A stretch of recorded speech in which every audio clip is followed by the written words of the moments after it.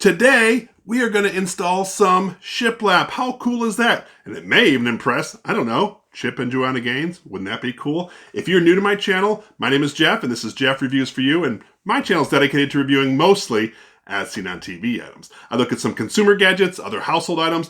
Once in a while, I do a little bit of a DIY just because I like to, and that's what we're doing here, a DIY. If that interests you, I would love it if you would subscribe to my channel and click the bell below. That way you're notified every time I release a video just like this one. All right, let's get to installing some shiplap. So the first thing I had to do is I had to measure the wall. I'm only installing this on one wall. It's sort of like an accent wall. So I measured the length, I measured the width, or the height and length of the wall, you know what I mean? I multiplied that. I got my square footage of the wall that I'll be covering. Well, then I went to the home improvement store and I saw their versions of shiplap. They had an 8-inch one. They had a 5-inch one and they had a 7-inch one. I ended up picking the 7-inch one. It's 12 feet long. So I measured the square footage there. How many do I need? I ended up needing like 14 12-footers and one 8-footer. You know how it means, right? And so I got on my product and I brought it here. So the tools that I used a nail gun. I use a circular saw, a miter saw. I even use one of those little oscillating tools. Let's dig in and start this project. I wanted to show you the shiplap panels that I'm using. These are 7-inch pieces, right? So they're the bigger ones that they sell. And most of them have this kind of a pattern on the back side, but I'll be using the smooth side. The reason I say most of them is when I picked these up at the hardware store, they were all in the same section. I just grabbed what I needed and left. And then I realized I received 2 of them that were different. And you're going to notice a difference on the wall. This is a shinier material. It feels like it's almost covered with plastic where the other ones are primed. And there's no pattern on the back. But I think when it paints, it'll be fine. So there are 2 different kinds of shiplap. There are the kinds that have a full tongue and groove or the kinds that have a half tongue and groove. I got the ones that are the half. And realistically, all it does is you put it up on the wall and the next piece just comes in and sits on it. And it gives you this nice reveal that's consistent among the whole thing. So that's pretty sweet. Also, I'll be using a cordless brad nailer. This is by Works. And I'll be using a 2-inch brad nails. I picked 2-inch because I want them to go through the shiplap, through the drywall that's existing, and really seat nicely into the 2x4s. This is the wall that we are going to be putting our shiplap on. It's actually in really, really rough shape. And so I'm glad to be doing something to this wall. So my prep work so far, you can see these lines that are there. Those are where the studs are marked out. And it's every 16 inches. I drew a line. That way I know when I start stapling up or nailing in my shiplap, I'm ready to roll. All right, also you see that bottom trim board. Well, it used to be blue, this color blue in fact, and it actually had this piece on top of it. Well, I didn't want the shiplap resting on top of this, so I took the whole row off, painted the whole thing white, just so I'm starting with a nice clean surface and I don't have to worry about that later. And now I've cut my first piece. So I went from the door frame here all the way over to where the radiator or the heater vent is. That does jut out a little bit. So my first cut, I actually have to cut around 2 outlets. Well, the frustrating part is whoever hung these outlets hung this one about a 1/2 inch lower than that one. So aesthetically, it's going to look off. So what I've done is I just measured down over. I'm going to use my speed square, draw these lines up. And then down here, I'm going to do the same thing and cut that out. Well, then I'm going to get a piece that's going to go across here, down, over, and I'll have my first piece all in level. That's the most important piece. Down on this end, at least for me, I'm not going to go all the way to the wall. I'm going to go to about this point, and I'm going to have a piece of wood put in there just on the lower half here. The upper half, I'm going to go all the way to the wall. But because I have that decorative molding there, I'm going to work around it. So let's cut around the outlets.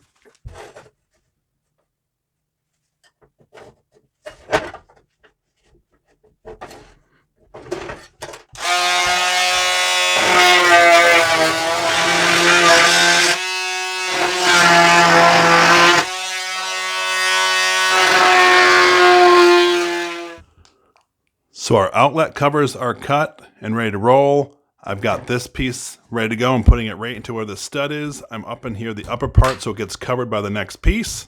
Push in. There it is. Nicely stapled into place. Now we're going to hit the rest of this line to secure it. So, what do you think so far? Is this going to be a cool project or what? Have you ever installed Shiplap? Let me know down in the comment section below. I would love to hear from you. Now, I'm going to play a clip right here that actually took about 7 to 8 minutes to film, but you're going to see it in like 20 seconds, and it's me just putting up a few layers of the Shiplap. What I tend to do is I tend to measure a row, have it cut, measure the next row, have it cut, measure the next row, have it cut, so I could put up a few rows at once instead of, piece at a time. Let's see how it goes.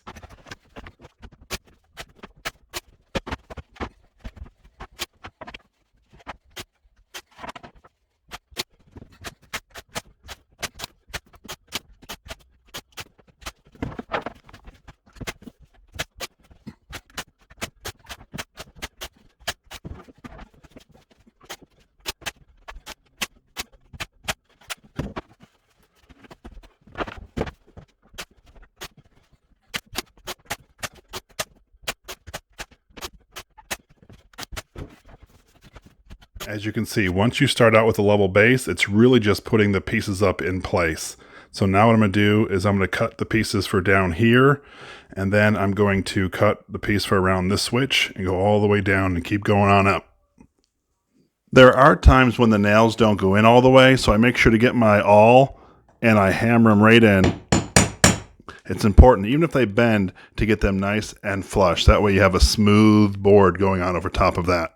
Here I measured for the light switch, and so now I'm ready to cut this out. It is annoying that it's in the middle of the block, but nonetheless, there it is. What I did is I measured how far, if I put the piece in place, I measured how tall it was, and then I measured the width, and I, of course, connect all my lines, and there's my square.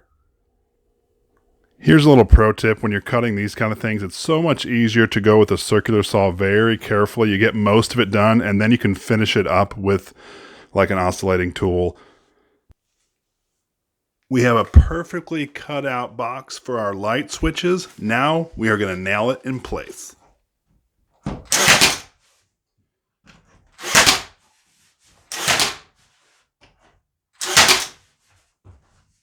going to continue going down the line. Looking good. So since you last saw, I've fixed up the electricity, make sure I had some box extenders put in and put the switches back in. I added one more piece. Wait, what's that down there?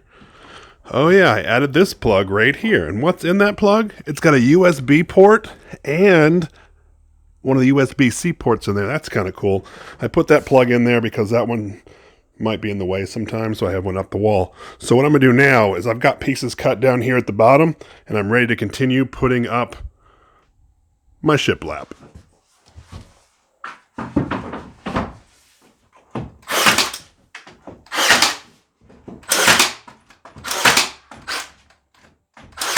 You get the idea on how it's done. Here's a tip to maximize the use out of all of your pieces. This piece right here, it's about 17.5 inches long. So I took a fresh piece. This is the factory edge right there. And so I cut on that end. So that part goes against the wall. You won't be able to see it once the trim is up. So then the other piece that's left over, I actually picked up, and it's this long one right here. So it's one long piece that just goes all the way down, and that's connected to that piece. So I didn't have any cuts, any waste in there. I actually do that for all the different pieces. Like this piece down here actually came up and became this piece right here. So it's important to try to use as much as you can, and it really makes it easy when you cut here and then put the rest of it down at the other end. Now I'm going to continue measuring here. We're almost to the ceiling. I'm getting ready to cut the piece that goes above the door here, right? But I want it to be one piece that goes here and all the way down. So what I'm doing is I'm taking my speed square and a scrap piece, and all I'm doing is marking a line right about there, and I'm going to transfer that measurement onto the new piece and then go the length. That I'll measure with a tape measure. But that's just a quick and easy way to figure out the distance from this piece to the top there. This is what the wall looks like, having all the larger pieces installed. I am going to put some filler pieces in up here and then put a piece of trim to cover that. But there it is. You can see the that wood that's a little different. It's interesting. I didn't realize there were two types, but it'll all paint up fine. I do have a little bit more of a gap than I like up here, so I bought a piece of trim that I'm actually just going to wrap the entire door with, and so I'll put that up right now. We're also going to put that same trim, oh there it is, that's the trim, across the bottom to cover the gap there. These are the little trim pieces I was talking about, and they actually just go up in here. I'm going to put one on every stud all the way down. That way I have something solid to hook the molding up to. Filler strips are in. Now let's get that piece of molding up and finish off this wall. Here's the ceiling piece all the way installed, and as you can see here right by the door, I put a little piece of trim miter down here. That comes all the way down. And I have trim that runs all the way down here to cover the gap there. So there is my shiplap wall, all done, ready to be painted. In this video, we put shiplap on a wall, and didn't it look great? As far as a DIY project, this one's pretty easy. It does take some pre-planning and also some precision work when you're leveling that first piece, because once that first one's level, as long as you get the groove in every time, you're good to go. I will say, if you end up doing this, just take your time, measure twice, cut once, put your pieces up. It might be better to have a buddy. I did it all by myself, and sometimes the pieces fell and whatnot. So it's definitely beneficial with two people, although you can do it on your own. This is Jeff with Jeff Reviews for You. As always, thanks for stopping by, and I hope you have a great day. I really do appreciate that you stayed around for my entire DIY and watched me put shiplap up on a wall. You know what? In this video, I actually used two products that I did reviews on in the past, and I'm going to link them. This is so heavy.